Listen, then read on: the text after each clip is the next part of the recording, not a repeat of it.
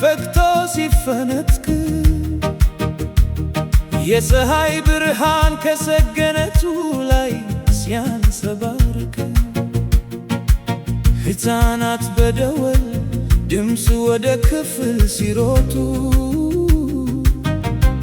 ተማሪዎች ደብተራቸውን ይዘው እውቀትን ሲገበዩ ሽማግሌዎች በዝምታ ተስቢሃቸውን ሲቆጥሩ ድንገት አደጋ ሲመታ ግን ያሳዝናል ነገሩ። ልብ ከድንጋይ በላይ ሸክሮ ይታያል። ያለ አምላክ ረዳትነት ምን ይበጃል? የመንገዱን ስም እንኳ ለይተን አልጠየቅንም። ማን ደግ ማን ክፉ እንደሆነ አልመረመርንም። የቱን ንጹሕ እንደሆነ መለየት አልቻልንም። በሆስፒታል ደጃፍ ፊት አልቆመንም። ለተኞት ሕፃናትም ድምፅን አልቀነስንም። ልብ ከድንጋይ በላይ ሸክሮ ይታያል።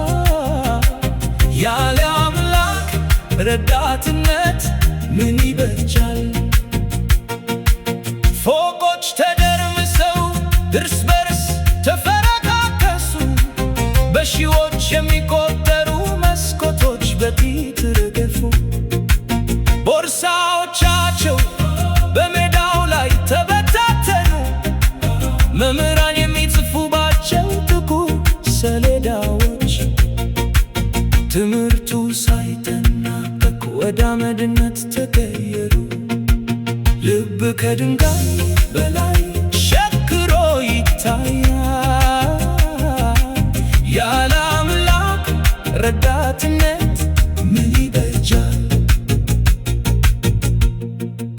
ያልተሳኩ ሕልሞችን ለወደፊት ተሸክመው የሚገቡበት ጠፍቶ በአምቡላንስ ድምፅ ተደናግጠው በቤተ መጻሕፍት ውስጥ ሲያጠኑ የነበሩ